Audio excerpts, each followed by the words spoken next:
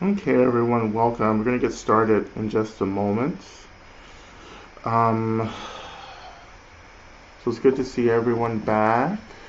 Um, Please take a few moments if you're new to just say hello in the chat box. I know there were questions last Monday that I didn't get to. If you had a question that I didn't get to, and if you're here, if you want to go ahead and put those in the question box at the bottom of your screen, and I want to make sure I get to those. Either before the practice or after the practice. And of course, my goal is to keep it under 2 hours tonight.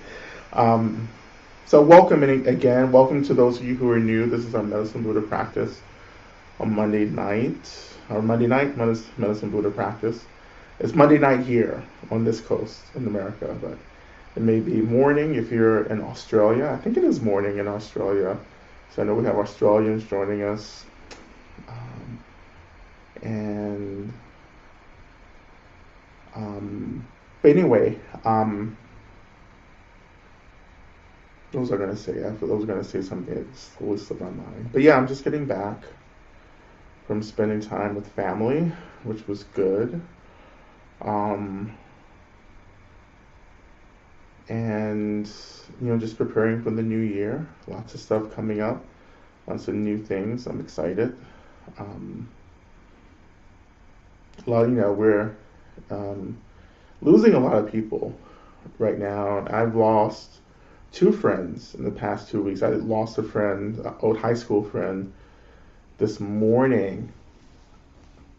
We just found that out. I have a good friend of mine in Boston who just passed last week from COVID, and I'm going to offer their names in practice today as well. Also, you can start posting prayer requests as well. If you're new, it's optional. I didn't get to read them last Monday, but I'm going to try to do it today. Just anything you're praying for, anyone you're praying for, you know. Um, what else? Yeah, I'm going to talk more about kind of the passing of so many people right now. Well, not I'm not I'm gonna mention it um, tonight, but I'm gonna do like maybe just a short video, just maybe 5 or 6 minutes on social media, and we'll send it out over my email list as well. So if you're not signed up to the email list, please do so. That's lamarod.com. You can go right and sign up there. Um, but yeah, this video, I just want to talk about, I know people are nervous and anxious. And I think that one of the things that's really important for us to understand is that at some point we have to like step in and start doing our work for the collective. Like, Bell Hooks and Desmond Tutu, Joan Didion, it's a lot of people, Stephen Sondheim, for instance, who's in the past month. People get really nervous and like, what are we going to do? Well, the thing you're going to do is what they did, right? Which was actually begin to take up space and begin to do the work that they felt like they were called to do. No one asked the Bell Hooks to write Ain't I a Feminist, which I think was her first book. And she actually wrote that She wrote that in college. I think that was like her first book in college, right? Like I don't think anyone was like, Bell. Well, she wasn't. Her name is Dr. Watkins, Dr. Gloria, but no one was like, oh, write this book, Gloria, you know. She did it because she felt compelled, she felt called to do that, and that's something. Oh, ain't I a woman? That's right. Ain't I a woman? Which she wrote in college. She wrote and she was at Stanford. I think she didn't start out at Stanford. She ended up at Stanford as an undergrad. But anyhow, you know, at what point do we say, okay, now it's my turn to step up? Um, I have a good friend here in Atlanta that I've been friends with for over 20 years. We met as student organizers, and now he's just a very, I say a very iconoclastic leader within the Black and queer male community here in this area.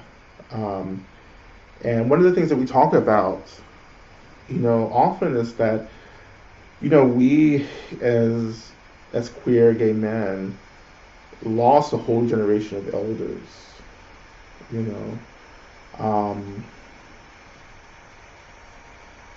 And now that we're in our 40s, early 40s, like we feel as if we're like elders now. And I think this is so similarly related to the anxiety that we're experiencing right now, because I think at some point we have to understand that circumstances begin to shape the choices that we have to make. And if we actually care about ourselves and our communities, then we have to start thinking really seriously about what it is that I am supposed to do right now. How am I supposed to take leadership? What am I supposed to be saying now that our elders are leaving, which is what they're supposed to do? Everyone's like, oh my God, why is everyone dying? Well, because because we die. That's what we do, right? And when I look at that and feel into it, it's not that they're like running away. They're not escaping. They're just actually evolving into another state to continue the work, And so for us, that means that we have to start stepping up and taking their places. And quite honestly, there are so many brilliant people who have put in the work and the labor, and they've made their rounds, and they're stepping up, and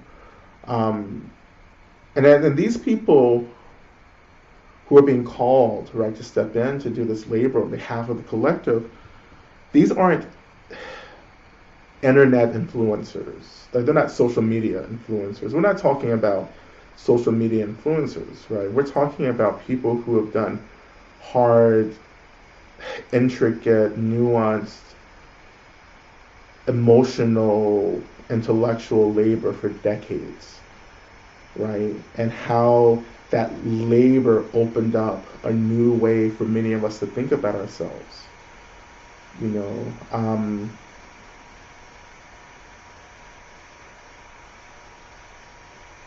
and that's the work that many of us are being called to do. That's the work that I am called to do. Like, that's what is driving, my present book that I'm working on, New Saints. That's where it came out of. Like, actually, this whole idea of talking about what sainthood looks like right now in this moment really came out of the ways in which I was being called to step into my own eldership as well, and what the responsibilities were and what the labor was to do that, So the book, New Saints, when you get it, you have another year before you get it. Actually a little over a year, maybe about 14, 15, or 16 months, sometime early into 2023. But the labor that I was called to do was to actually show people what the labor was. So that's what you're going to get in this book. It's like you're just going to fall right into the labor that I do every day for myself and all the labor that I've been doing, really consciously for 20 years now, over 20 years, to show people what it means. Like, the people that we love who are passing, they did this. And they did it when they started young. This wasn't like a later in life thing, but this was something that, they were called to do, and they stuck with it through a lot of obstacles. So yeah, I think that for many of us, it's about asking ourselves, okay, what is it that I need to be doing now to support the collective? What is it that I need to be teaching or writing or studying maybe, or organizing. You know, because it's just like, you know, it's the age that we're in is on the upswing. You know, it is like we're not going deeper into something, but we're having to work out all the stuff that has kind of risen to the surface. Like there are difficult things that we have to work through individually and collectively, and that's what we're doing now. And it's not easy work, you know, and it's just really, it's just kind of like grueling, brutal work. And it's grueling because, I mean, in a real way, we don't know who we are anymore. Like, we've let systems of domination, violence begin to define who we are, you know? And what some of us are being called to do is to, like, actually disrupt the ways in which these systems are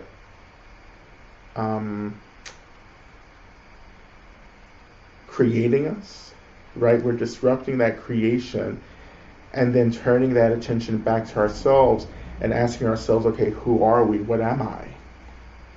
You know, who am I outside of the system of racism, homophobia, and capitalism and patriarchy? You're like, well, who am I? You know, and what do I need to create? What do I need to bring into language to create a new reality that's actually about freedom, not just perpetuating systems of violence? You know, I think these are what these great people have done.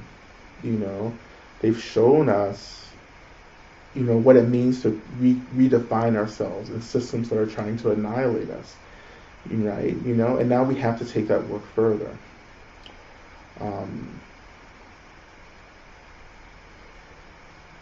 And I think that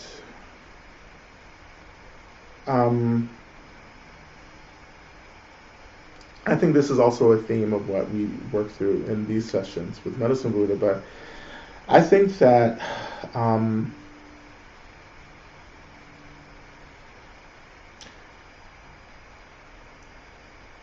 it's easy to feel hopelessness when you don't see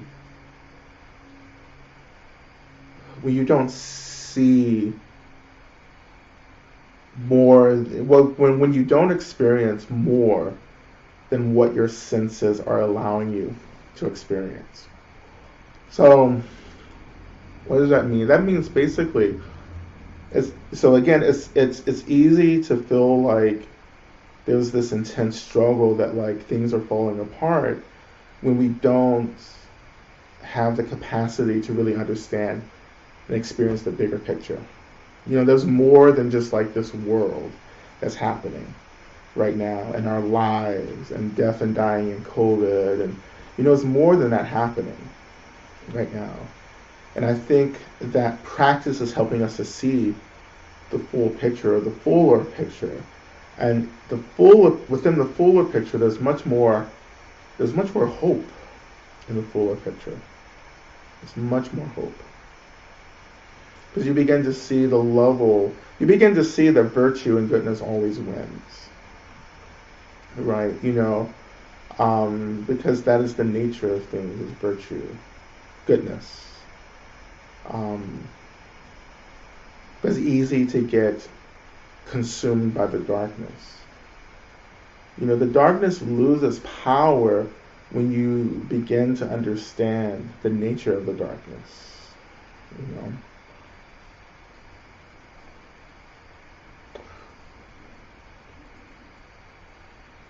Things also change when you begin to let go of this fixation on the physical body, right? When like you start to let go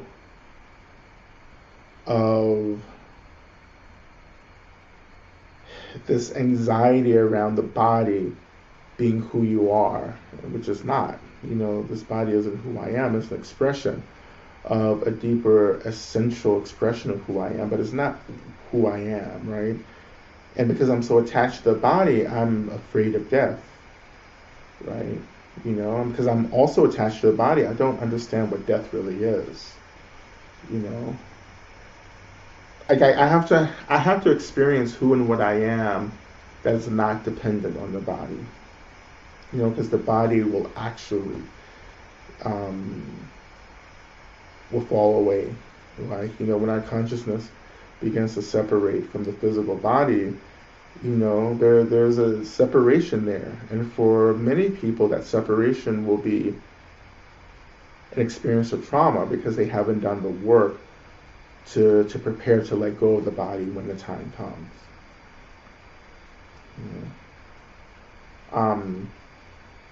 And if you sometimes it feels like you're being ripped from the body, and that's just going to be a very painful experience that people take into the bardo of the spirit world that they have to work out. And it's possible to do so. Absolutely, it's possible to work that trauma, but it's just still one more thing that we have to do. On top of being formless. Not for the first time. We've been formless countless and countless times. But we have to get reacclimated to that experience, right? Meditation on emptiness is really important. It's very important because it really takes us into the experience of the formless. And I've been, really, that's been a really important meditation practice for me, to learn how to navigate the formless. And not only to navigate the formless, but to also not get attached to the formless. You can't get attached to anything. You're not attached to the body. You're not attached to the formless, right? Again, it's the Heart Sutra practice. It's not this, it's not that, it's something in between. And that's where our practice has to be. It's somewhere in between the extremes.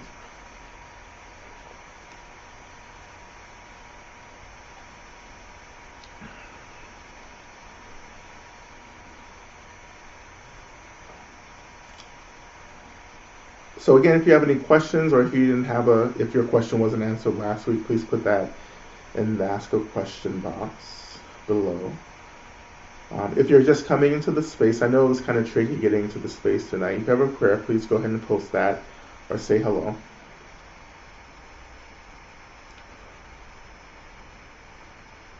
So there's a lot going on. There's a lot of transition. There's a lot of evolving. There's a lot of transition. There's so much going on. There's going to be a lot going on for the foreseeable future as well, right?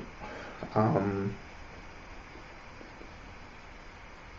it's okay, because this is what this is. This is what samsara is, right? It's a struggle until you learn how to really do the struggle without being consumed by the struggle. To be in the world, to be in the body, to be in this realm, and not to be consumed by the realness of it all. That's what gets us. That's what consumes us, is the realness of the chaos.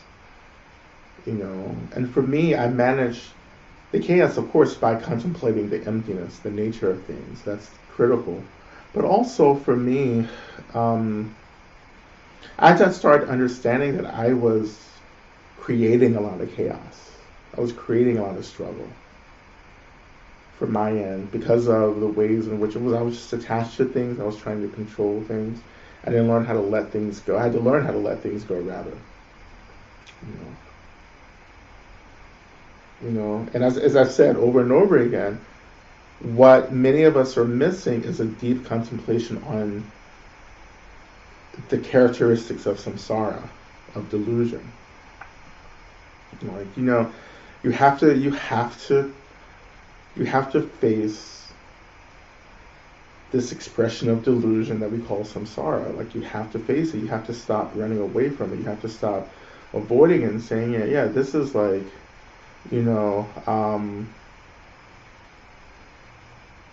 it's like you have to tell yourself the truth that this is what happens here.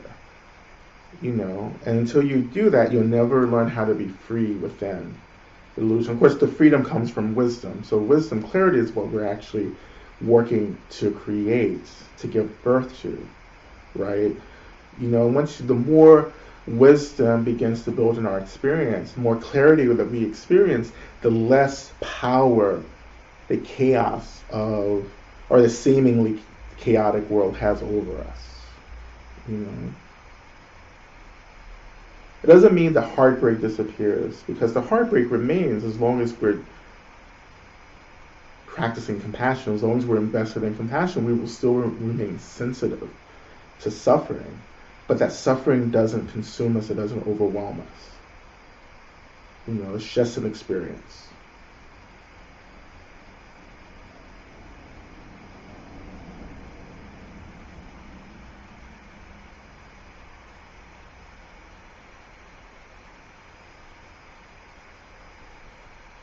You know, so there's this question, what does work mean? Everyone has different work. Describe what work feels like. To me, yeah, work is hard. So if it's easy, then it's probably not work. Um, so that's for me. That's what I've understood about me. It's like, oh, this is really easy. Then that's a sign, you know, that maybe I've mastered something and I need to move on to it, to something else, right? But the work is ultimately to get free, is to transcend the binary, right? To transcend extremism, right? To transcend into the true nature of things. And what the work is learning how to develop wisdom, compassion, clarity and care, right? For ourselves and for everyone.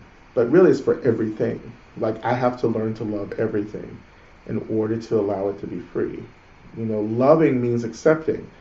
Like, you won't be able to step through the illusion of this world until you let the world and all phenomena in the world be in its place. So letting something be in its place means that, like, I see it, I can feel it, I can recognize it, I'm not trying to change it. I say, okay, there it is. You know? And reactivity is disrupted. That's the work, disrupting reactivity. And when we're disrupting and letting go of reacting to everything, then the true nature of things begins to reveal itself to us, because we're not distracted reacting. You know? The work is the same for everyone. So, you know, we talk about the work, you know, we talk about racism, for instance, you know, different people have different work. No, actually, the real work is to understand who we are outside of systems that attempt to define us. You know, when we figure out who we are, that means we have to deal with the trauma of all the ways in which we bought into how systems have defined us. You know?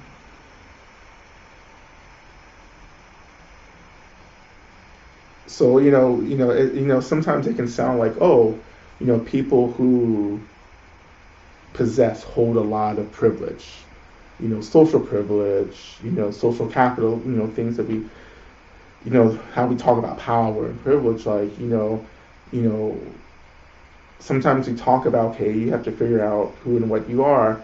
It doesn't mean that, like, that disappears. Like, it means that actually you're going to have to work through the heartache, the brokenheartedness, the trauma of what it has meant to live so far away from who and what you are.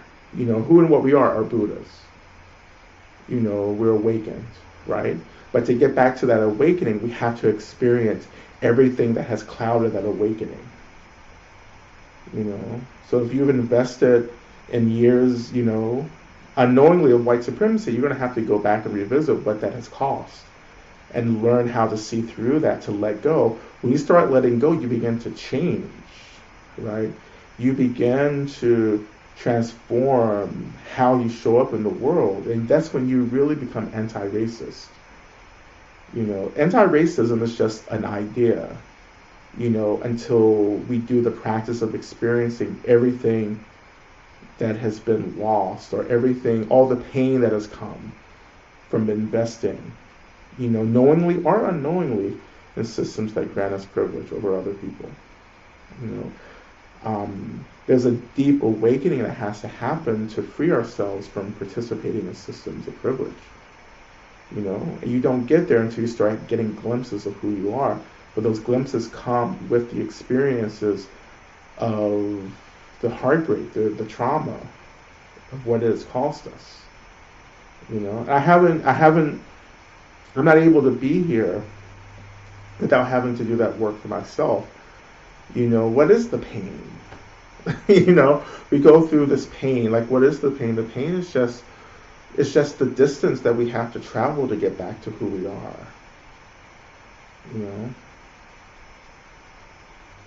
It's the miles that it's about turning around and saying, I've been walking away from who I am, because I've been told to do that, but now I have to turn around and walk back into the heart of who I am. And to do that, I have to go through all the things that I've done that has perpetuated this journey outward, if that makes sense for anyone.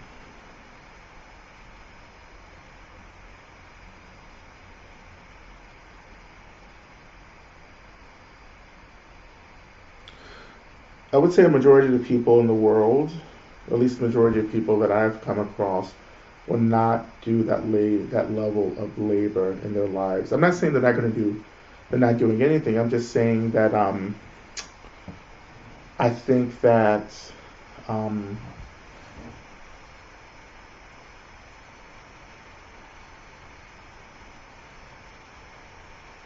the level of work that we can do, that we're able to do, is only impeded by our struggle. Well, the work will be disrupted because we won't be willing to really let go of the world and how we feel about the world and our fixation to comfort, right? And our belief, that there are things more important in this life than liberation. So I think that's the key thing here,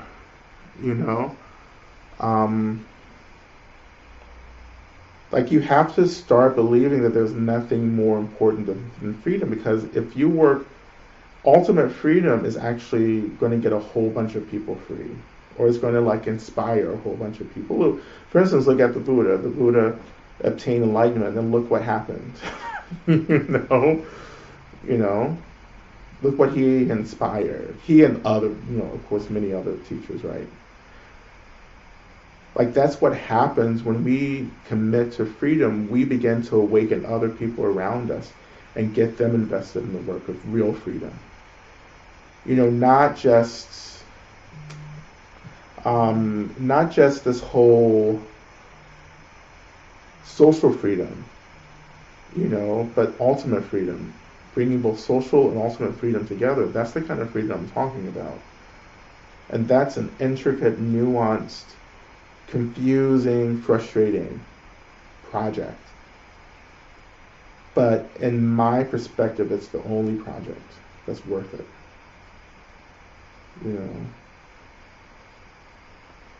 Because basically, I'm just really tired of samsara. And you have to. This is as Fannie Lou Hamer said, you have to get sick and tired of being sick and tired. You have to be sick and tired of this, right? And many of you aren't, because you're still being lulled, like you're being wined and dined by this reality. And some of us got a good deal. And this is not random. Like, this is merit and karma. Like, we were just kind of born in situations where we, quite frankly, haven't struggled enough. We haven't had to struggle.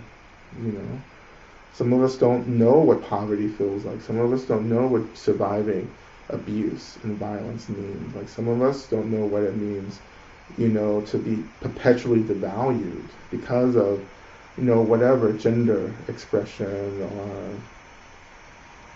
or, your race, or, ethnicity, whatever,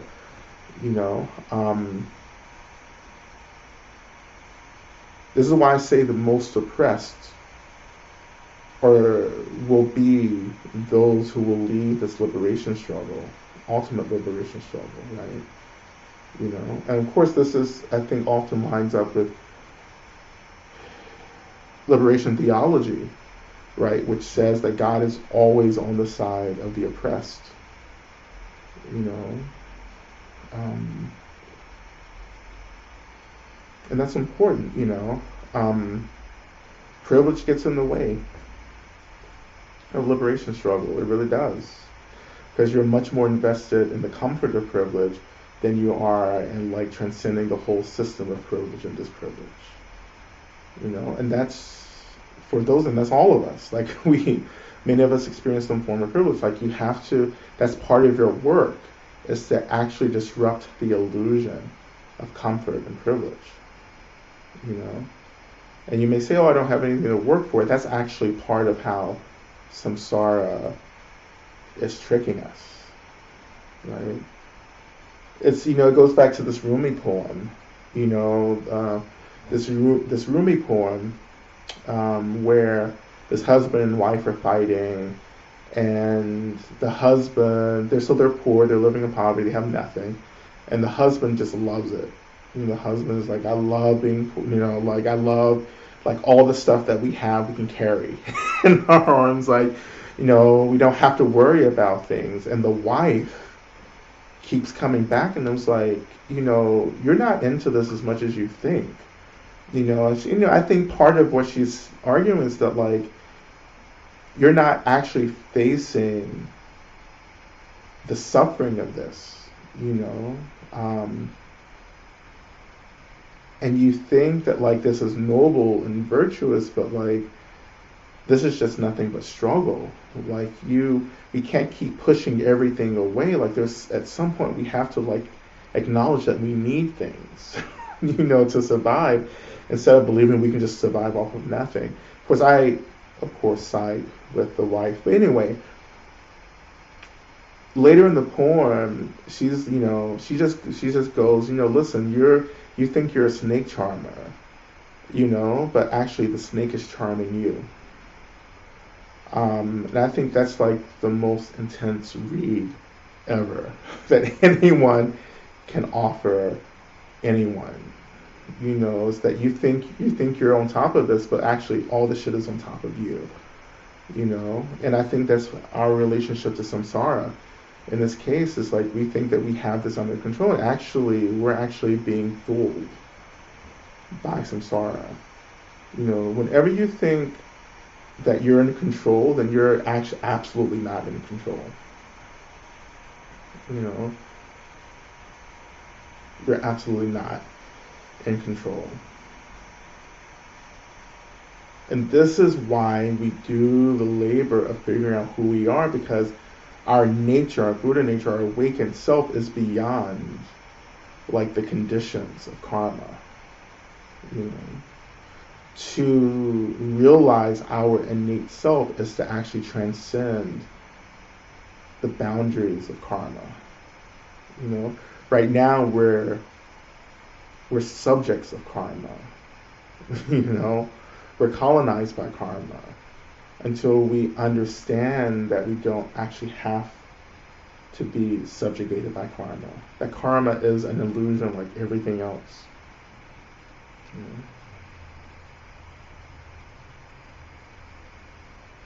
And so this doesn't mean that maybe you have this realization and just bad shit stops happening. Bad shit continues to happen, but your relation to that stuff changes. It's not, okay, whatever, I'm sick.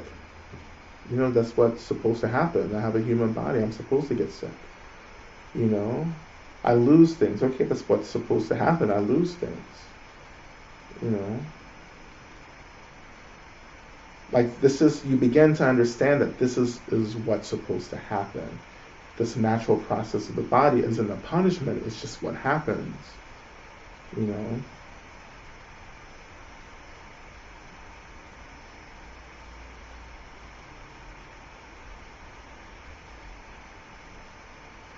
This experience of snow, it's supposed to help us navigate this. The snow is actually helping us to understand what reactivity is. It's moving us from reactivity to experiencing back out to response. you know.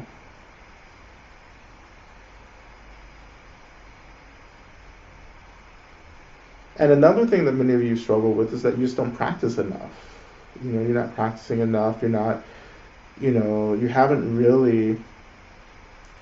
As I think I said this last time, I think it's like you have to get to this point where you're like, the practice has to sink into your bones, into your flesh. You have to work a practice so much you're sick of it. And when you get sick of it, you just keep going. That's the labor. When I talk about the intensity of the work, that's, you will experience everything: boredom, doubt, lack of safety, insecurity, rage. Everything comes up in practice because it's supposed to. That's the point. It's supposed to dig the stuff out so we can actually figure out how to be in a liberatory relationship with it. A liberatory relationship means that we're in a responsive relationship. We don't get to a responsive relationship until we learn how to experience. We don't get to experiencing until we start disrupting reactivity. Reactivity is the level that we're working at. For many of us, this is where you're at. And you have to keep working it. No matter how disappointing it seems, no matter how much we think we got it, and then we make a mistake and we slip back into reactivity, that's the practice. You just keep going. You begin again, over and over again. For the rest of your life, you begin again. That's what practice is. Beginning again, over and over and over and over and over again. Letting go of this idea that I'm supposed to get anywhere, because that's a trap. Right? Letting go of wanting to be anywhere and just be in the moment.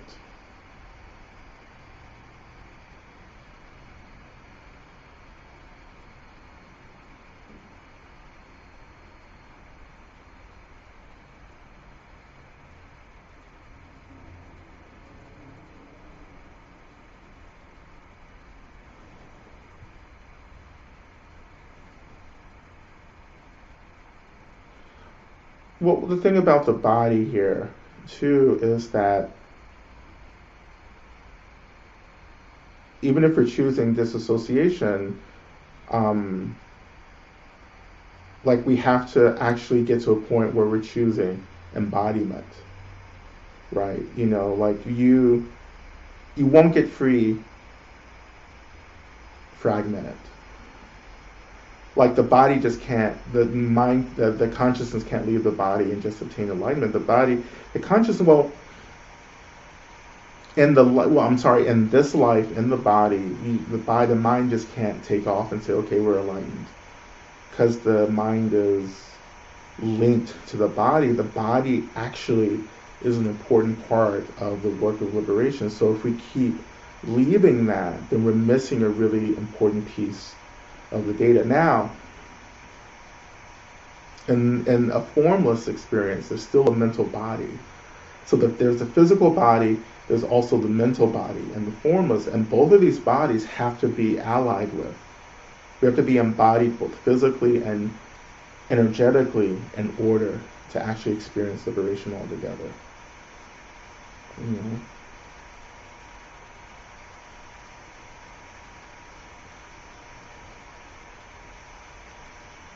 Now, how do we work through feelings of powerlessness when we do feel out of control from sorrow? It's a thought.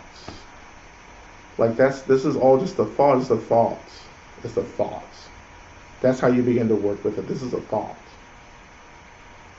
I feel powerless. Well, it's a thought. So you go to the thoughts and you disrupt reactivity and you experience the thought itself. Being out of control is just very,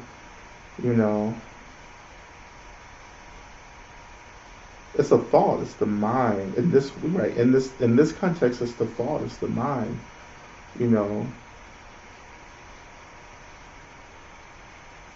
And for me, like some of you, I think that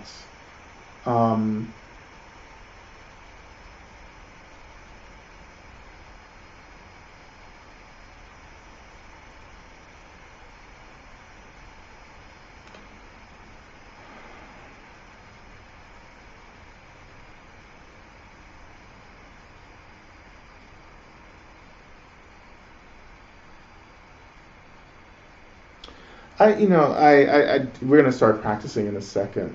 Um, but oh, sorry, my power.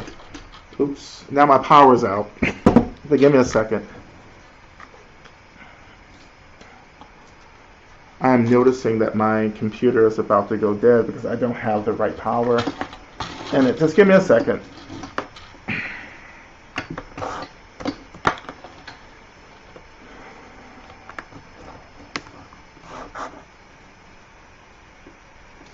Okay, there we go. Nope, that's not it.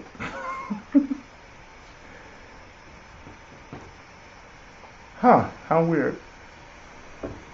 Um,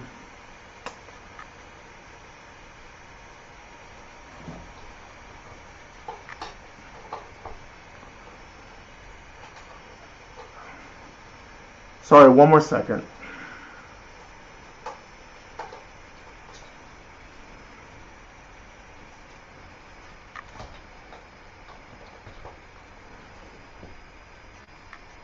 Sorry, you all. Let me get.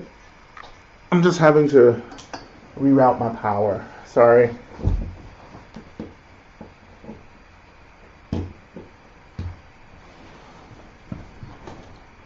But talks amongst yourself.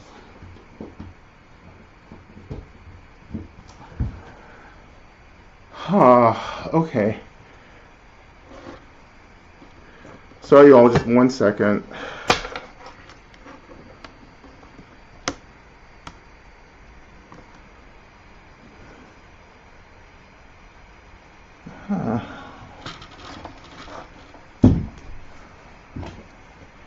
You ever have those moments where you're just like, I don't know what's happening with any of this technology, so this is where I'm at.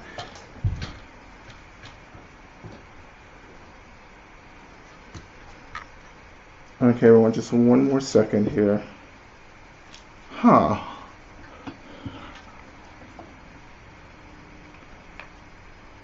This is the most bizarre thing ever.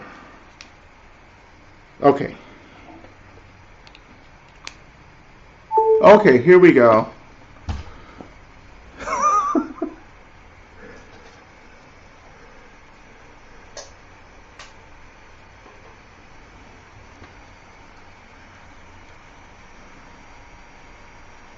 Okay, we're back.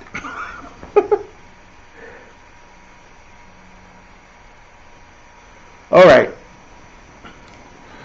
So I have all these cords under me, and they weren't plugged in to the right sources. I had to like rewire everything.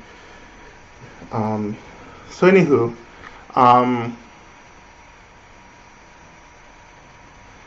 so what was I saying? Okay, I'm gonna get to these questions in the question box. I know I broke the rules. I'm sorry, and started answering questions from the chat box. Okay, but I want to start practicing. But what was I saying before the power started going out?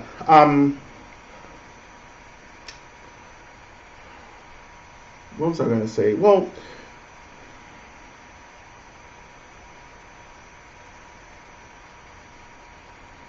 so this is what I want to say, and I'm committed to this work of doing this. But what I want to say is that, like, most of us don't get it because we're still in just this place of samsara, of delusion. Delusion, is lulling us. It's tricking us. Like delusion is saying, it's like, you know, just whatever delusion. For me, I what would I say? I would say that, delusion charms us. Like we get charmed by it, and we won't ever break free from delusion until we stop being charmed. And we stop being charmed by actually really dedicating ourselves to the development of wisdom and compassion together, really caring for ourselves and caring for others, by developing a deep clarity about what's happening. And that's going to bring us into some mighty discomfort. Compassion is not easy. Wisdom is not easy. But when you're doing it together, it's really, really intense. It's a really intense experience, you know? And I can only say that because that's what I do. You know, that's what I've been working on.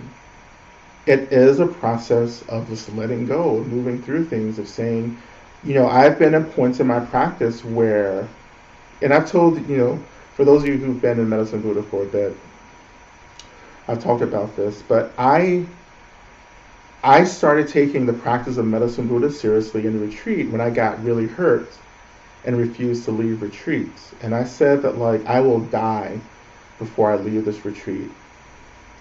And Medicine Buddha became the practice that I relied on to heal, you know. I will die before I leave this experience that's helping me to get free. That's where you need to end up. You know, that's where you need to end up, maybe in your activism, you know, in your spiritual practice, you know, that you have to get to the point where it's like, I will die before choosing to stop this. You know, I will give up my life if I need to. That's how fucking serious you need to get.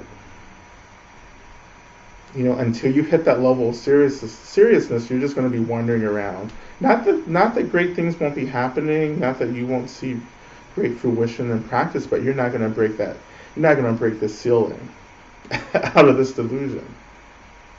You know, because samsara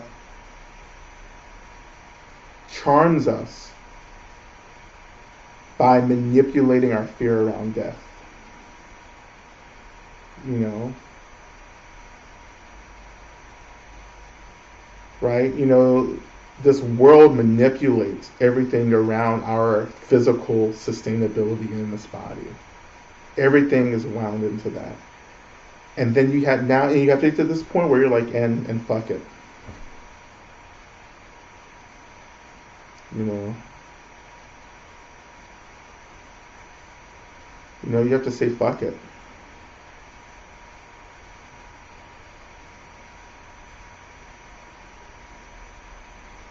This is the ultimate charm of samsara.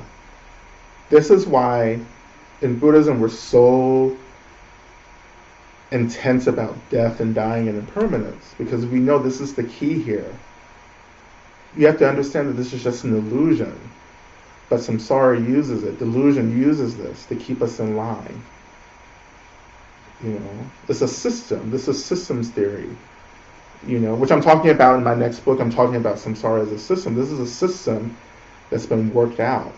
Well, I think it's just time for a Matrix reference. This is the Matrix. This is how the Matrix is set up. You know, so I haven't seen the new movie. I'm gonna see it soon. Don't worry. I don't care if you don't think it's good. I'm not interested in your opinion. Just want to say that.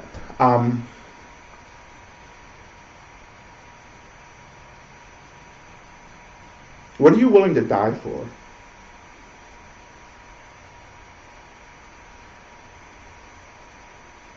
You know, what are you willing to die for?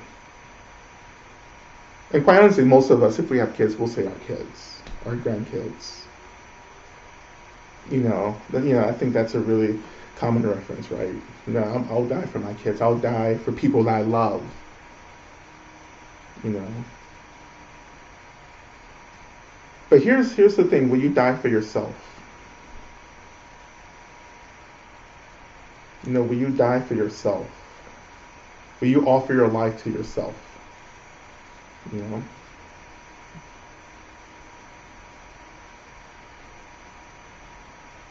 You know, I think about the history of martyrs in the world. You know, just people who died because they refused to give up their convictions, their values, their belief, or their practice. And I'm, you know, good or bad, whatever, you know, but they refused, regardless, you know, to compromise what they believed in. And I think about that a lot, And like, this is a question that I'm often asking myself: what am I willing to die for? What's the line for me? Like, what's the line that I can't cross?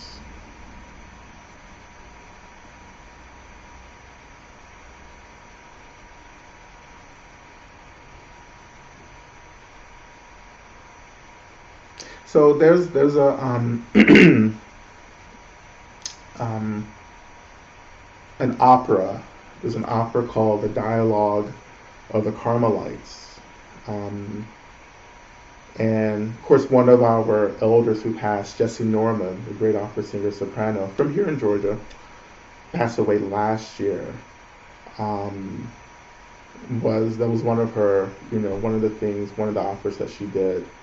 Um, and the Dialogue of the Carmelites is fictional, but it's this fictional portrayal of this convent of nuns who are executed. It was during it's set in the French Revolution, where at the beginning of the French Revolution, religion was outlawed and people couldn't practice, Catholicism, and so they kept bending to the will of the people. So they had to take off their habits and live, and live in, street clothes, everyday clothes, and then they just got to a point where they're like, we can't do anymore, like we can't give up God, because you're pissed off, and because of that they were all executed. And that's the last scene of the opera. And it's just, you can find this on YouTube. You can find these different stagings of this on YouTube, and it's just so chilling, because they're singing as they're going to the gallows, right? They're singing, Ave Maria, like the same lyrics but different, tune, and one by one they're singing until one person is left singing, and that one person sings until until their life ends, and I think about that all the time. Well, not all the time, right? But I think about it pretty often, where I'm like, okay, what choices, like what would make me make that choice? To no longer be in this world if I had to give up something that was extremely meaningful for me. I'm talking about values, convictions, ideas, practice. And can we take that same energy to getting free? That I will die doing this if I need to.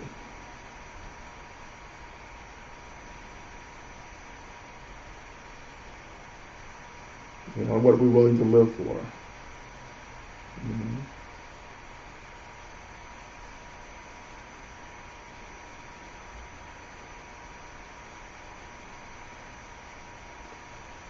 And most of you, I'm very sure when I say this, you still have some work around this, you know,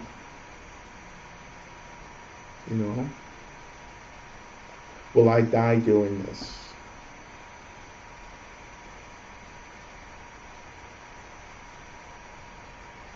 Because this is the situation. Here's the situation. Like, this isn't liberation is not a cakewalk. It's not, yeah, great things happen as you get closer to enlightenment, absolutely. But you're going through the darkness. You're going through. You're the antithesis to samsara. You become the antithesis, and when you become an antithesis to samsara, there are many ways samsara will retaliate against you, and your practice has to hold that retaliation.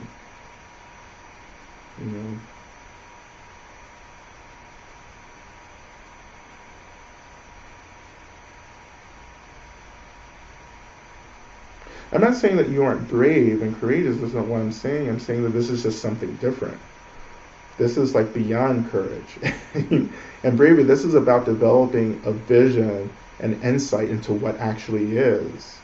Because if you get an authentic vision, insight into what things actually are, then the intensity of the samsaric system will actually deteriorate for you.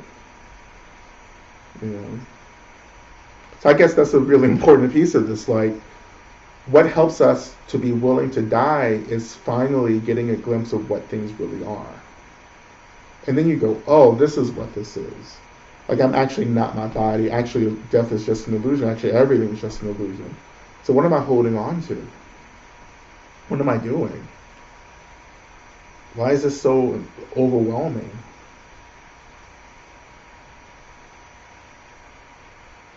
You know, and again, I want to reemphasize, this isn't a path of making things disappear, right? You know, we will still struggle. Like, even if you attain enlightenment in this body in this time, you'll still struggle, you know, because the body isn't where you belong, right? Like, you're a formless being. You're an expression, you know, of emptiness and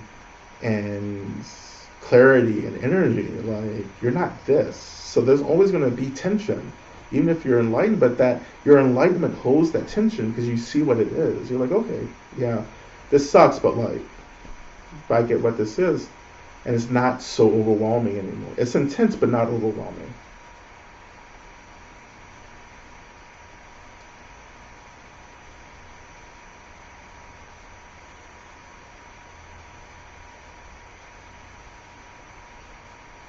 You know, I think that, you know, I'm going to come back to some of these questions too, don't worry. I think getting the glimpse into the nature of things is what's going to actually be helpful. Because that's going to actually be the foundation from which you make decisions about your life and about what you're going to do and struggle in the practice. What are you going to give up? You know?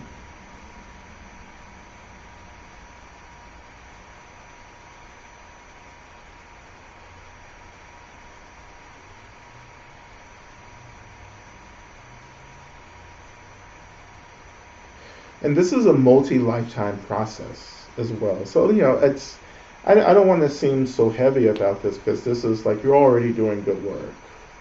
You know, you're doing great work. Like, you're here, you're practicing. There's so many signs that you're on your way. You know, but you'll get, as everyone does, when they get closer to enlightenment, you'll hit a threshold. You'll hit several. You'll get to a threshold where you're going to have to up it quite a bit, you know, because you can just coast on really great merit and virtue. That's, you know, you can get into that. That's a whole other cycle, right? But you have to transcend merit and virtue as well. Like, you have to break through that, because that's another thing, you know, that's you know, singing sweet nothings. You know, you get attached to that, but you have to go beyond. You have to go beyond comfort and discomfort into what's next. And then you get choices. You'll have to make choices to do that. You know, you'll get hard choices. So none of these choices are going to be easy. You know, I went into a 3-year retreat. That wasn't the easiest choice. It was a joyful choice. I enjoyed it, but it wasn't the easiest. It wasn't the easiest thing, having to give up everything and just let people assume that you were joining a cult for years, and just have to contemplate not being in a relationship with people that you love for 3 years, and not being sure if you can pick up those relationships again after you finish it. But that was an easy choice. Like, it was hard, but it was also really easy. Of course I was going to do that, right? You know, but there are even more choices that you're faced with, you know, that I'm faced with.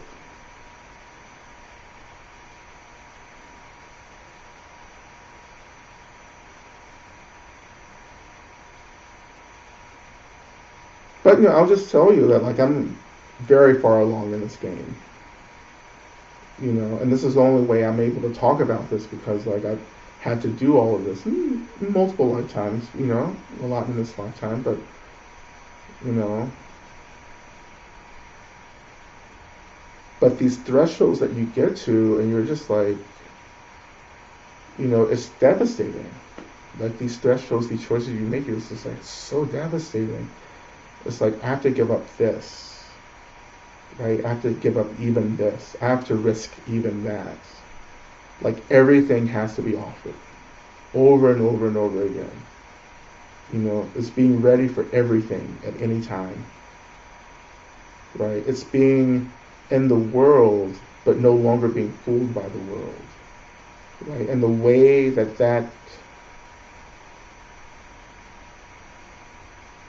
sometimes that's really hard to hold, right?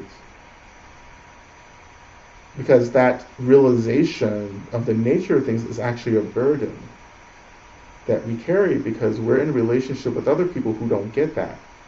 So that burden is actually the brokenheartedness that you experience watching other people cycle through violences. And some of this violence is just it's karmic ripening that like you can't even disrupt. You know, systematic collective experiences of suffering and you're just like, whoa, I can't do anything about that, but I can pray, I can practice, I can do whatever work I can for people.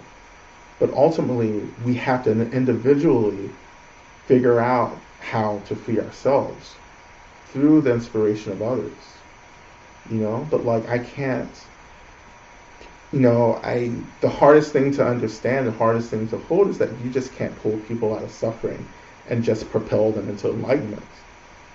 Like you just don't, no being has that ability. Because samsara is an individual project that we have to individually work out. You know, like we have to do our individual labor with the help of collective and communities, right? But it's us. We have to sit through the broken. We have to sit through the pain. We have to sit through all the trauma. Like we have to figure out the solutions, right? But all the resources are there, but we just have to do it. And it may not be work that we get far along in this life, right? But it's that labor sets up the causes and conditions for us to be able to continue doing this path in the next form, be it, you know, whatever form you take in the next life, because there are multiple forms that we can take, you know. But just doing what you can helps to create the causes and conditions for you to move further in the next life. You know, you may not get free in this life. That's fine. You know, but we have to develop the aspiration, right, and the conviction to get free. And you have to understand, these are why I make the choices that I do. You know, this is why I disappear and go to Peru. You know, like this is why I'm involved in the lineages and the traditions that I'm involved in, because I'm very sure that actually that's not even the right word. There's nothing more important than getting free, because I now understand that that's the most important contribution that I can offer to help others to get free, is to show them how to get free. You have to show people, you know.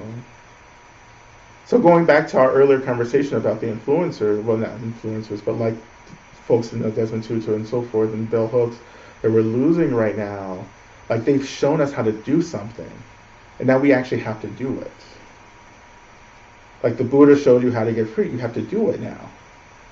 You know, it's like, it's nice to be entertained. I love reading bell hooks. I've been reading bell hooks for over 20 years. You know, ever since I found bell hooks in my early 20s, I was like, yes, everything. You know, give me everything, right? You know, and then as I was studying bell hooks, I was like, oh, like she's actually telling me to do this. Like she's like, yeah, this may be really nice and entertaining, but you actually have to put this into practice now, in the same way that I did. Right, and that's where the shit really began for me. It's like, oh, I have to live this, and putting all the practices together to start living this. This is where we're at, you know.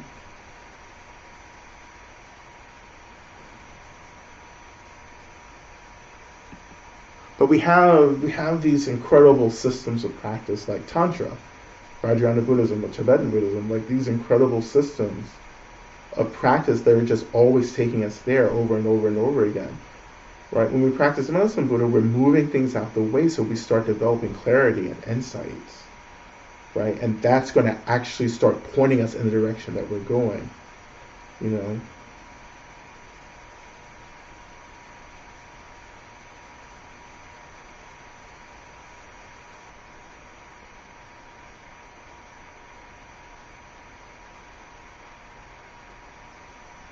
So let's answer this one question. Say a little more about inviting formless into our practice. Techniques are just openness. I saw an entire spiritual city of beings at one point in Thailand doing much intensive practice. Now I struggle. Now I have a struggle to be in other realms.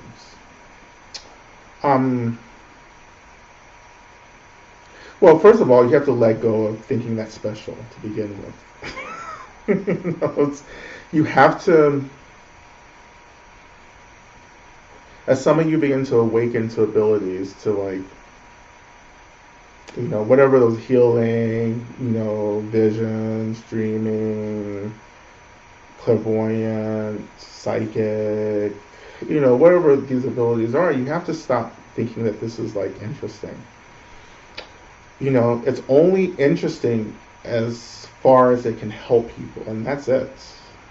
Like this is the doctrine of Tantra, actually. Not just Buddhist Tantra, but the whole Tantric system. Well, there's actually the compassion-based Tantric traditions. I was to say that within compassion-based Tantric systems, cities or abilities have to be considered ordinary, because they will become a distraction that gets in the way of actually moving into the nature of who we are, into the nature of reality itself.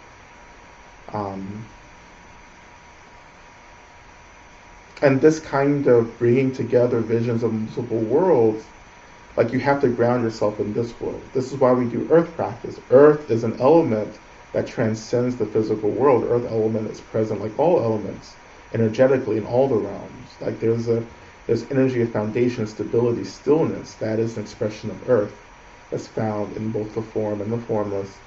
Developing a relationship with that elemental energy, particularly in this body, in this particular realm, is actually really helpful in helping us to stabilize here. Like it's being able to stabilize in the body and developing the agency to journey and to see things without us getting lost in that seeing and that journeying. And the earth is able to pull us back, to ground us back in this body, in this world.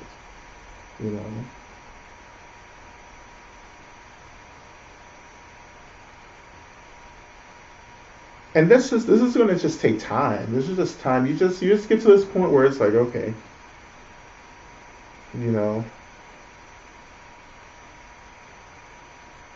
I write about all this in my book, but one thing that I've written about already in the draft, is that also I live in my neighborhood here in Atlanta. So for those of you who are, Atlanteans, so I live in 5 Points, Candler Park, and like all this area was all Civil War.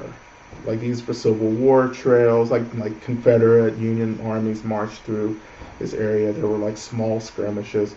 Not huge battles in this area, but there was a lot of military presence, in the 1860s here. And therefore there are like graves and bodies that have been buried around here.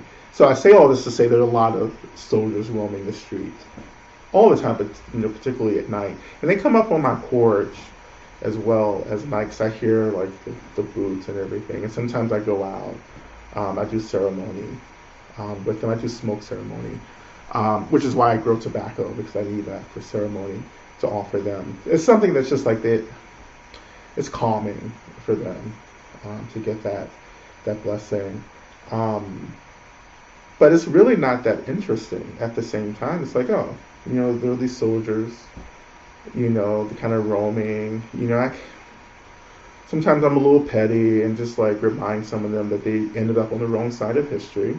They were fighting for the Confederacy. So it's part of my duty as a descendant of, indigenous and enslaved people to let them know that they made a really fucked up decision. But beyond that, what comes in is the compassion, right? It's like, okay, I'm going to do what I can to help you. So I'm always doing ceremony to invite them to leave the earthbound plane, go into the formless, and offering smoke and all kinds of stuff outside, and it's not so interesting anymore. I mean, it's I do it because it's important. It's part of my activity, but it's like not something that like I lose sleep over. It's not something that like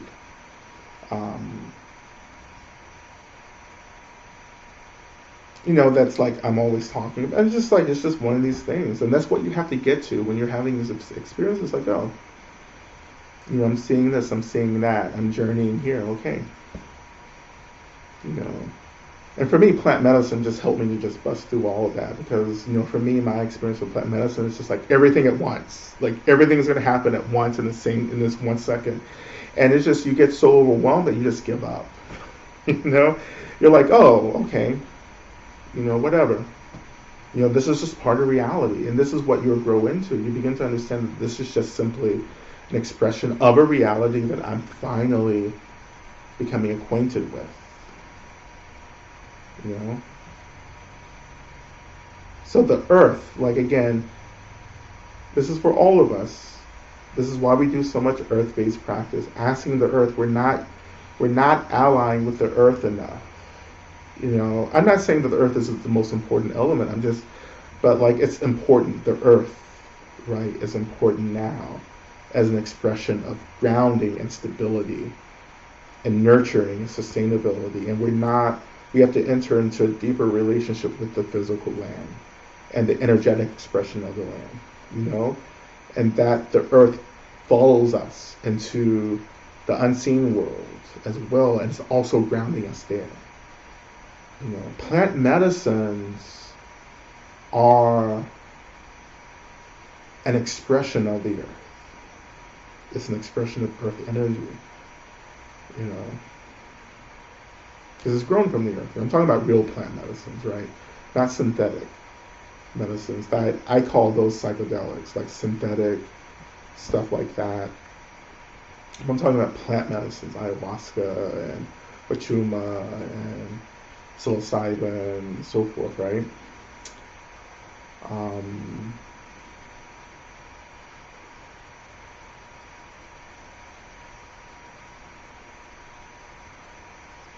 And this is what we're doing. Like, you have to understand, I'm bringing all this together in practice for you. Like, because this is something that I have really worked hard to understand and to bring into my practice. And this is something I just naturally do now. I'm just really with the earth. I'm really with the unseen world. And it's not overwhelming. It's not scary. It's not intimidating. Because I get the nature of this. I also have like, I've done a lot of work in being in relationship with my guides, and guardians. Yeah. It's funny when you start talking about this stuff just starts emerging around you.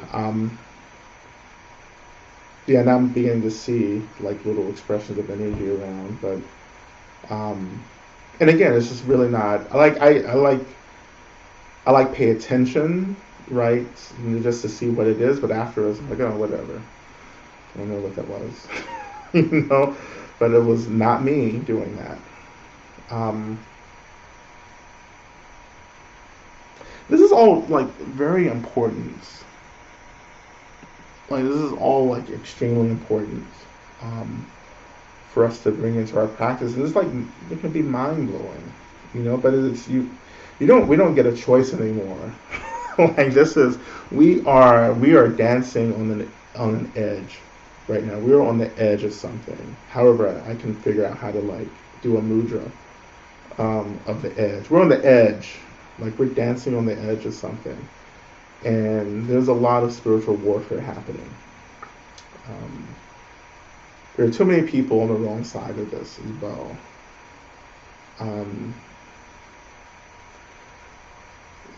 This is what it is. But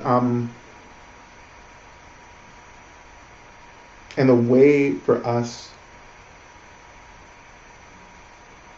to push the balance back into something that's better, and this, is to start awakening and evolving. you know, is to start taking practices like Medicine Buddha and, and the practice of the mother seriously, and just allowing our, like, sitting over and over and over again, allowing ourselves to dissolve in the essence of the deity, which is our essence. Like a wisdom deity, like Medicine Buddha, wisdom deity arises out of the nature of reality, right? And wisdom deity is an expression of our own minds and our own awakened self. So when we're practicing with Medicine Buddha, we're actually awakening our own innate capacity for healing and transcendence. That is the most brilliant thing about Buddha Tantra, Buddhist Tantra, the Buddhist Tantra side of Tantra. Because I'm on both ends. I'm on like the Vedic Hindu side. I'm also on the Buddhist side, which is all wonderful. But I'm deeply informed by the Buddhist side of this, which says that like a deity is an expression of who I am. And of course we focus on the consciousness over the soul, but it's really all kind of mixing together for me at this point.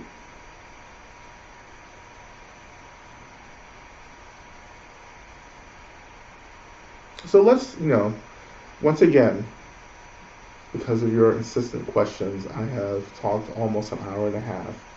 We haven't done any practice. That's gonna change next week. So I'm going back to practice. But in the next few moments,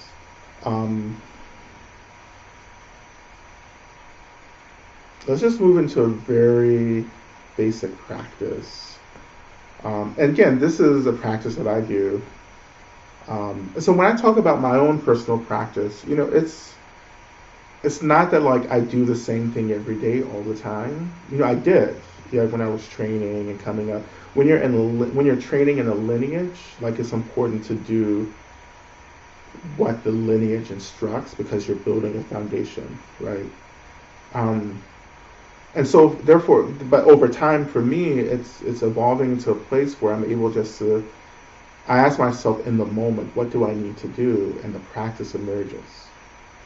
From sitting, doing, like whatever meditation practice or system of meditation to like ritual, chanting, visualization. It's like, what do I need right now? And you let your compassion inform you. When I'm working with the unseen world, which I'll probably do tonight, it's just like I just sit and say, okay, what do beings need right now? What can I offer? And I just try to do that.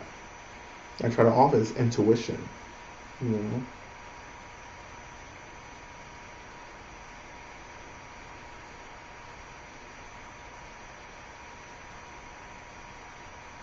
So beginning, this is going to take us into a little bit of practice, and I apologize again. We're going to go probably to 9, but we're not going to try to make this a habit. So we're going to go another 30 minutes.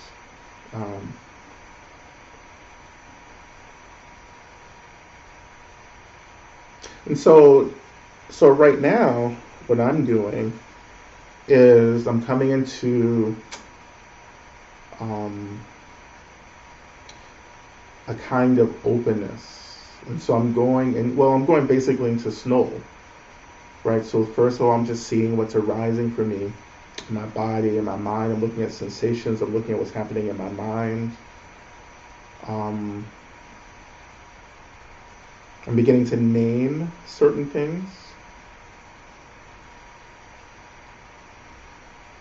And so in the naming, what I'm actually able to name is like what's happening for me. And at this point in my practice, I'm able to name what's happening for many of you, because I can actually intuit a collective emotional experience. Even though we're behind screens all over the world and I can't see any faces, I can still feel. And I've gotten to a point in my practice where I know what's mine and I know what's other people's. Right? So feeling that. And for a lot of you, a lot of your energy is like right here. like here, maybe third eye down, just below the heart center, right?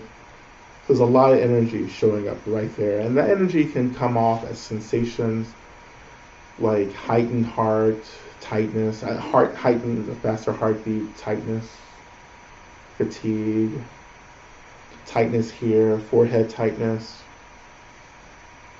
eyes, cheeks. We're going to do something to kind of relax that. Maybe a quicker breath. A lot of you are taking very short breaths. So if you're able to work with the breath tonight, I invite you just to start slowing that breath down, really taking your time to slowly inhale, exhaling, expanding it, right?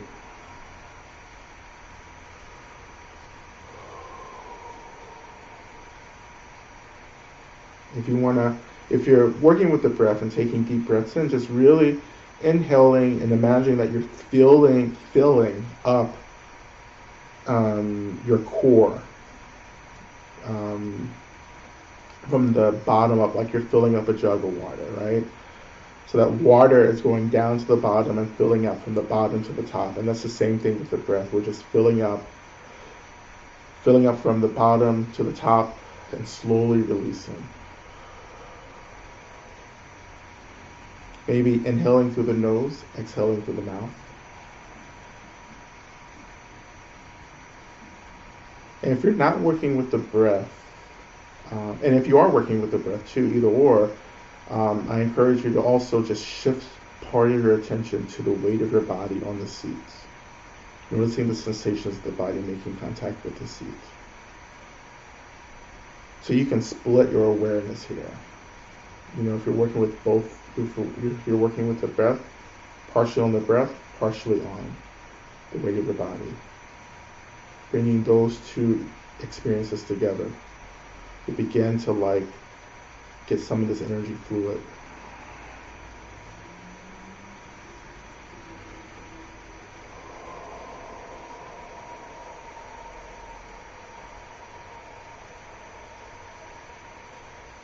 And again, when you're exhaling, imagine that you're releasing this energy, this tightness, even some thoughts, emotions, and you're releasing, you're giving permission for this material to be released in the stream, the flow of the out-breath.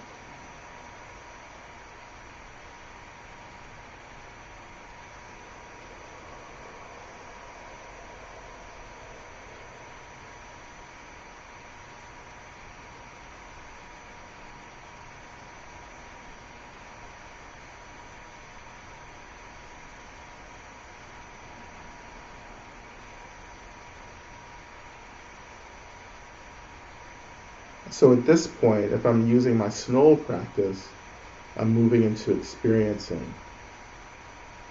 I'm experiencing, getting curious about the feeling of what's happening.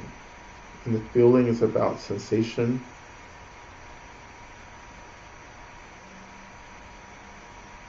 It's letting the sensation of what's happening in the moment speak to you. Instead of you talking to it, it's speaking to you, it's talking to you. And you're just listening, you're paying attention.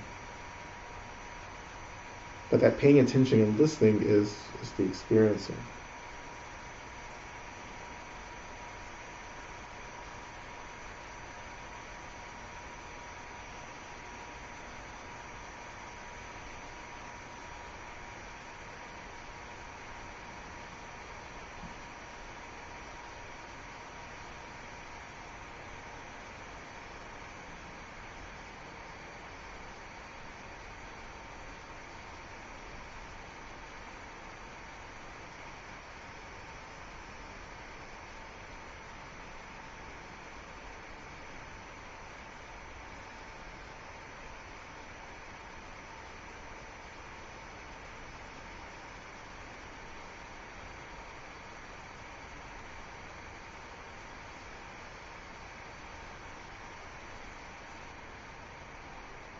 When you're ready, if you're still working with the breath, I invite you to imagine that you're actually exhaling down through the body, out of the body into the earth. So we're inhaling, releasing the exhale down through the body into the earth. Again, allowing whatever tense energy, tightness to travel with our breath down into the earth, for the earth to hold and neutralize. So again, when we're working with the earth like this, we're not hurting the earth. We're allying with the earth. We're aligning ourselves with a natural function of the earth, which is grounding, stabilizing, neutralizing.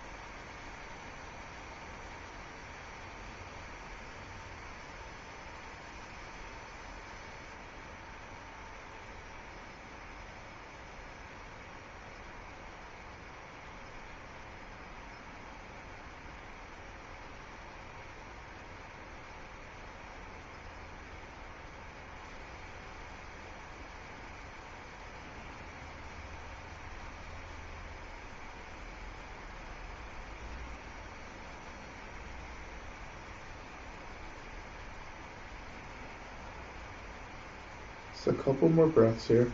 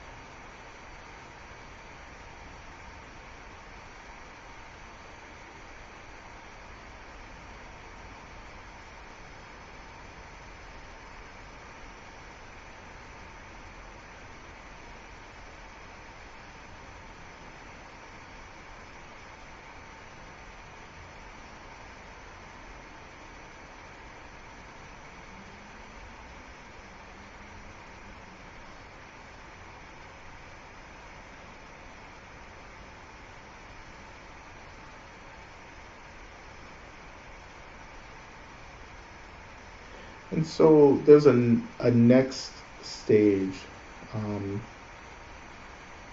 or step to Snow that I'm introducing in the next book, which is more about empathy, which I've already done that. But as we're experiencing and moving this energy around, we can also begin to reflect on how we're not the only ones experiencing what we're experiencing now or trying to do the work we're trying to do in this moment, that I belong to a community of people who are trying to get free, trying to understand what freedom means and developing these aspirations. So I'm not alone, even though I feel confused and overwhelmed or turned off or numb or whatever it may be. I'm not the only one experiencing this. And that begins to really cut through the sense of isolation and connect me to so many beings around me.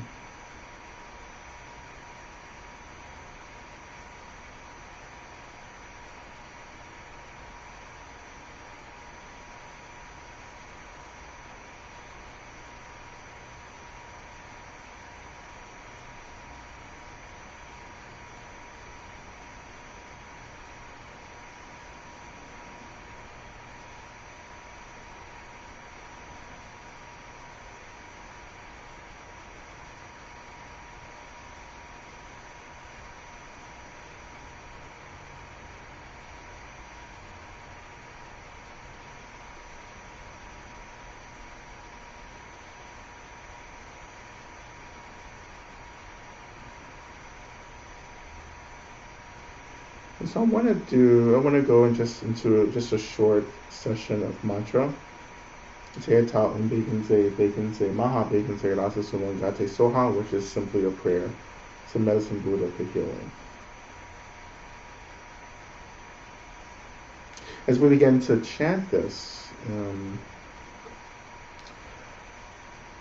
as we're moving through, this work, and if you're not working with the breath, by the way, just imagining that this energy, the tightness, just naturally expelling from the body or actually trickling down out of the body into the earth is enough.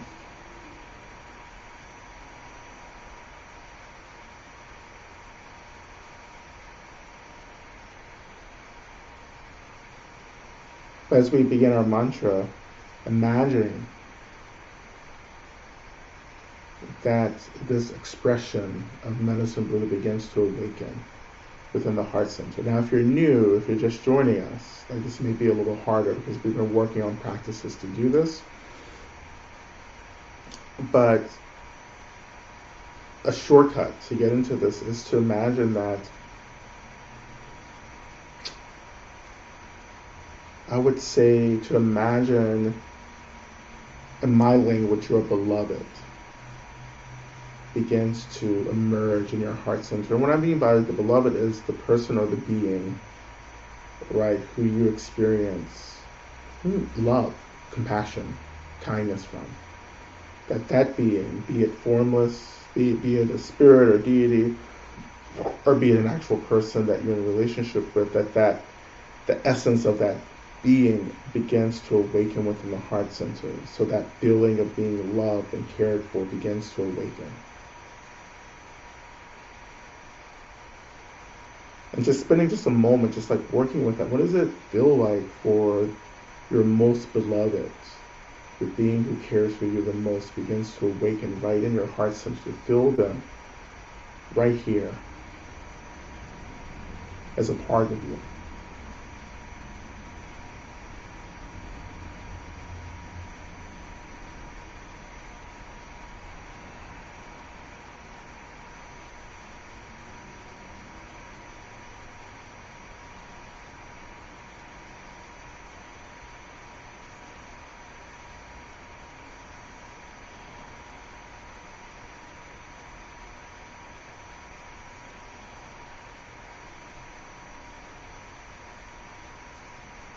And when you're ready, I encourage you to shift your attention back up to your heart center. And you're beginning to imagine breathing into the heart center. And again, if you're not working with the breath, don't do this, but just continue focusing on awakening your beloved. But if you're working with the breath, beginning to inhale in and out of the heart center.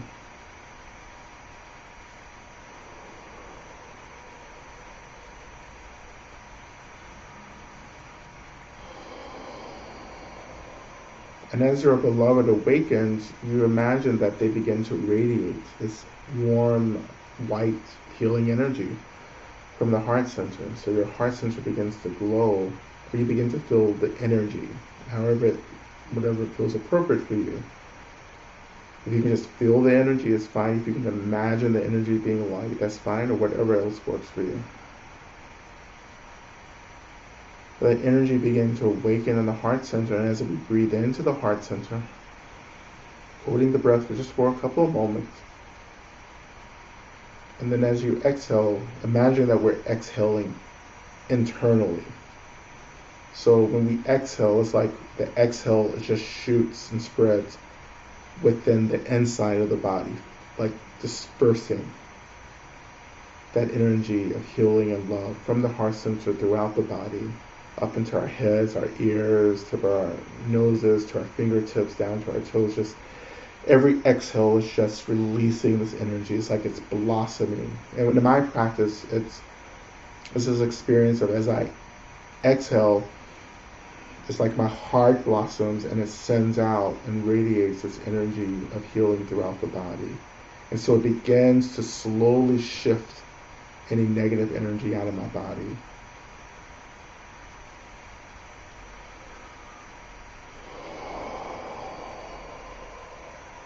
And so as we go into the mantra is going to support.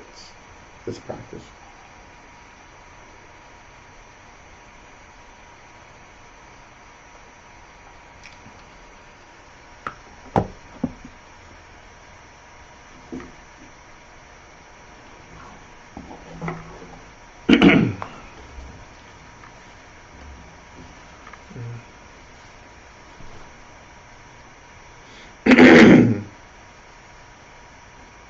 Begin our mantra practice. Uteya Saung Begenze Begenze Ma Begenze Rasa Sumunga Tesuha Teya Saung Begenze Begenze Ma Begenze Rasa Sumunga Tesuha Teya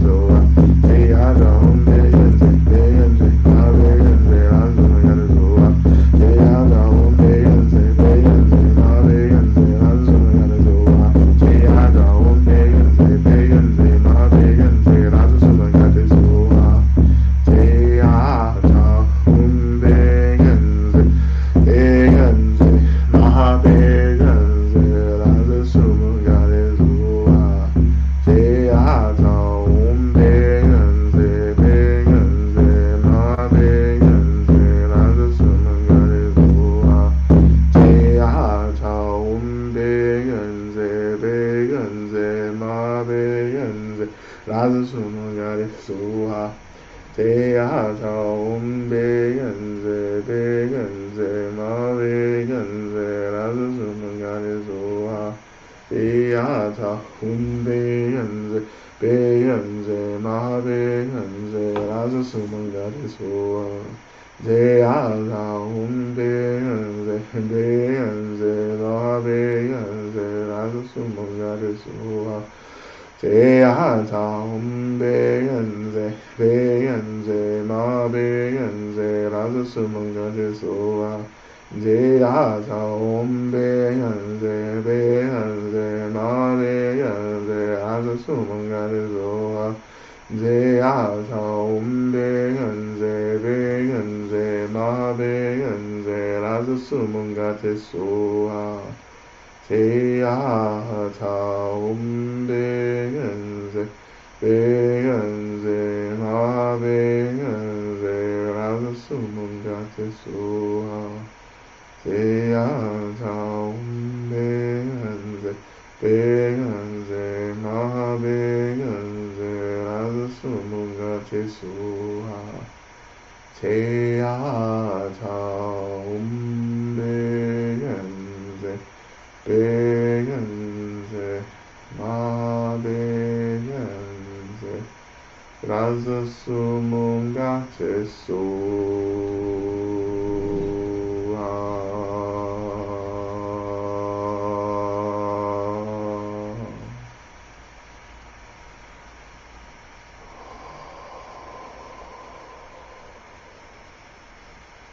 Now returning our attention back to the heart center. Kind of letting go of the internal exhale. And imagining that as we exhale, we're beginning to exhale out the top of our heads, up into the space above us. So inhaling into the heart center, releasing that out the top of the head. And again, if you're not working with the breath, just releasing that out the top of the head.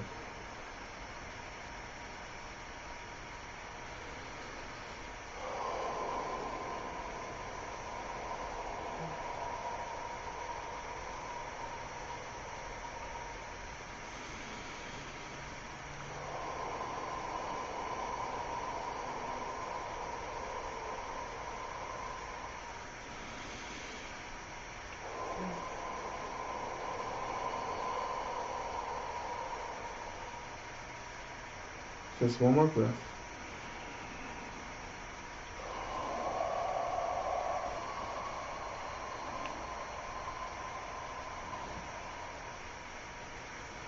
Alright, coming back to a natural breath.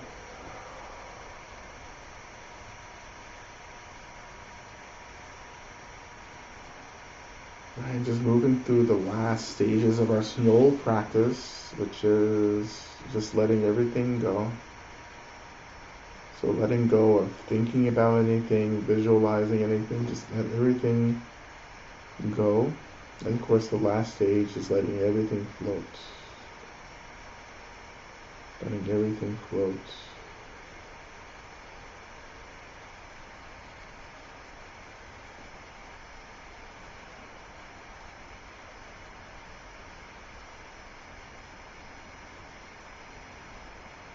And floating means that I'm not attaching, I'm not holding on, I'm just letting everything be. It's in this stage where we can develop an experience of letting samsara be. Not reacting to it, just letting it be. And then letting it be, we begin to see the depth of delusion. Because we're not reacting to the first thing that comes up. And then the heart opens. These are just experiences that we just let be there, let them flow through.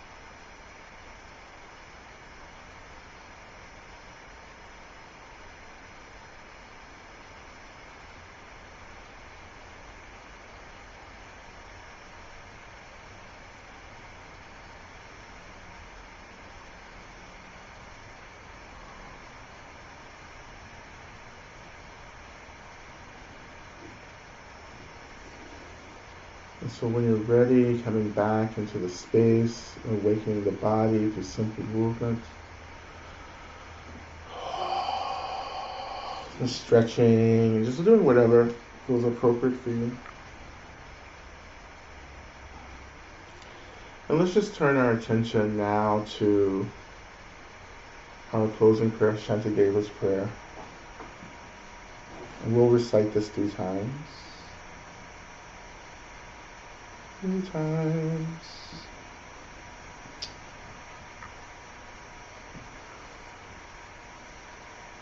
Alright, so we'll begin together. May I be a protector to those without protection, a leader for those who journey, and a boat, a bridge, a passage for those desiring the further shore. May the pain of every living creature be completely cleared away. May I be the doctor and the medicine, and may I be the nurse for all sick beings in the world until everyone is healed.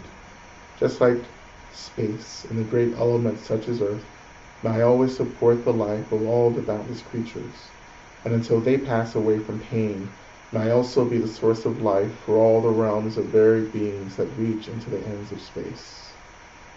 May I be a protector to those without protection, a leader for those who journey, and a boat, a bridge, a passage for those desiring the further shore.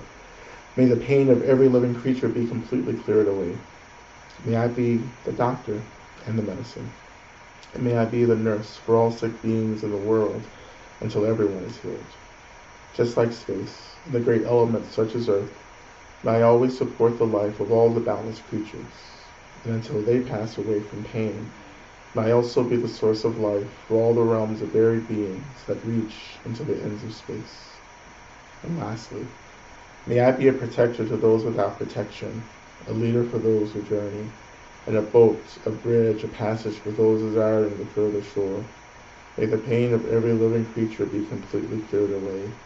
May I be the doctor and the medicine, and may I be the nurse for all sick beings in the world until everyone is healed. Just like space and the great elements such as earth, may I always support the life of all the boundless creatures, and until they pass away from pain, may I also be the source of life for all the realms of varied beings that reach into the ends of space.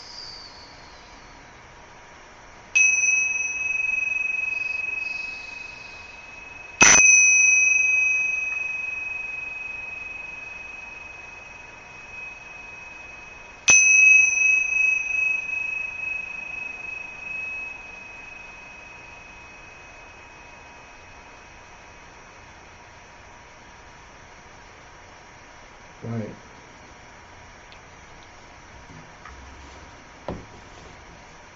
All right.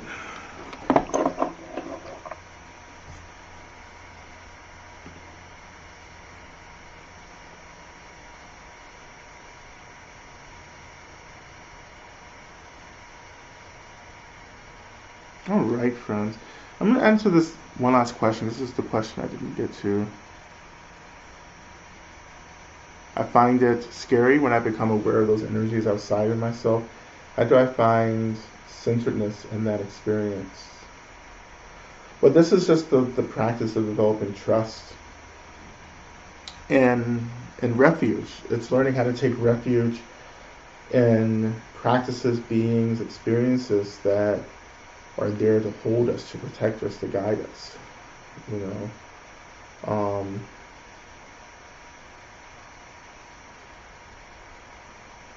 You know, this is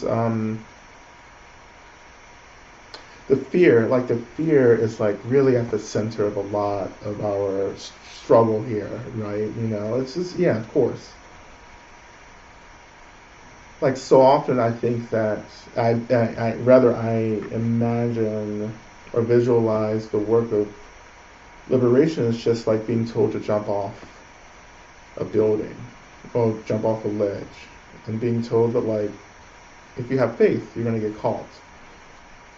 Just like Neo had to do in the first Matrix movie, right? But he didn't succeed. It's that level of faith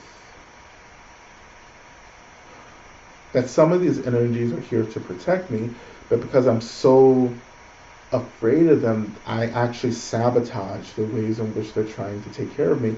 In the same way that I'm afraid of being loved, and the way that I sabotage other beings from loving me.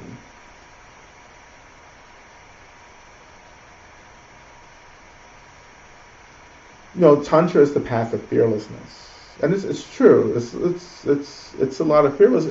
You become fearless when you begin to understand what's really happening. We're afraid of the assumptions that we're making about what we think is happening, but when we develop the wisdom, the clarity here, you begin to say, oh, like that's what that is, right? Even if you're working with dark forces, like, dark forces, evil forces, right? Even then, the deep embodiment of love is this armor, this weapon that cuts through darkness. It really does. But we have to believe that. We have to cut through all the cliches about love and really get into what love really is. And love is just this deep, profound acceptance, where you let everything be in its place. When you let everything be in its place, you begin to see everything finally for what it is. I know, for those of you who are new, I know this is a lot to take in, but just to let you know that at this point, I'm not going to be holding back a lot moving forward. It's not really a time of holding back. I'm just gonna turn on the faucet and let it flow out.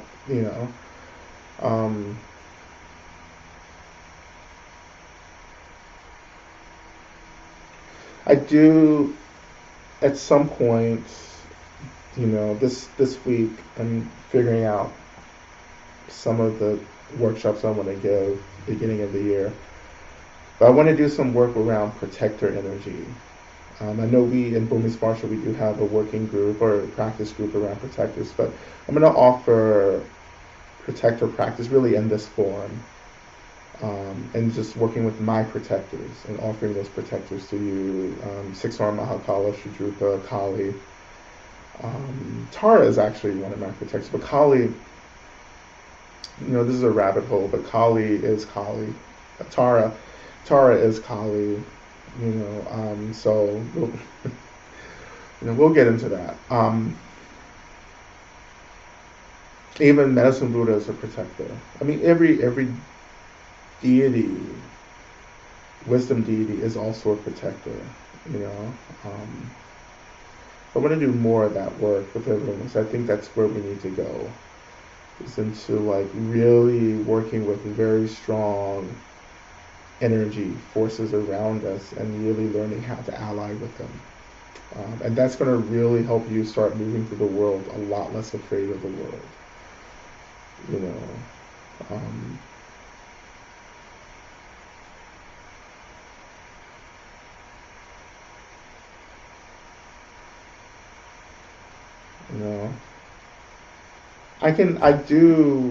Part of the reason I do what I do in the world because I have learned to work with the energies that want to work with me instead of always fighting them. And there are some energies that show up. There's some energies that show up that really would scare the shit out of people, particularly in the form that they take.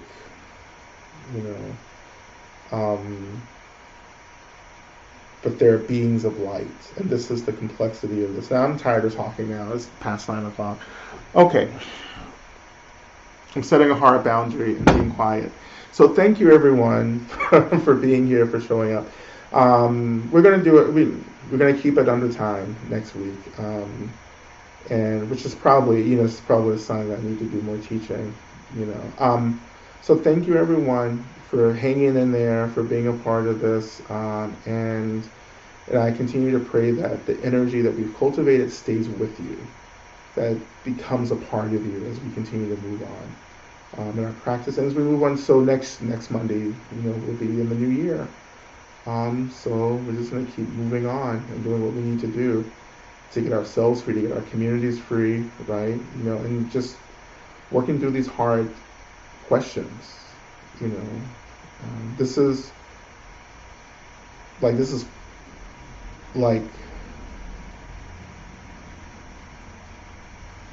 incredible. Did you? Huh. So no one saw a bulb of light go through the screen, did you? Did anyone see that? So I have stirred up some energy now. Okay. So yeah, so I don't know what I was saying. But yeah, next Monday, New Year, and let's break some new territory. Oh, this is what I was saying. This is brand new territory for many of us. Um, oh, did you see that? Did no one see that? The light that just went down right here. Huh.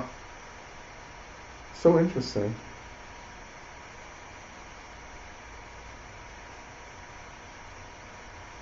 They're little like spheres of light. They're moving in and around. Yeah. Anyway, be that as it may. Um,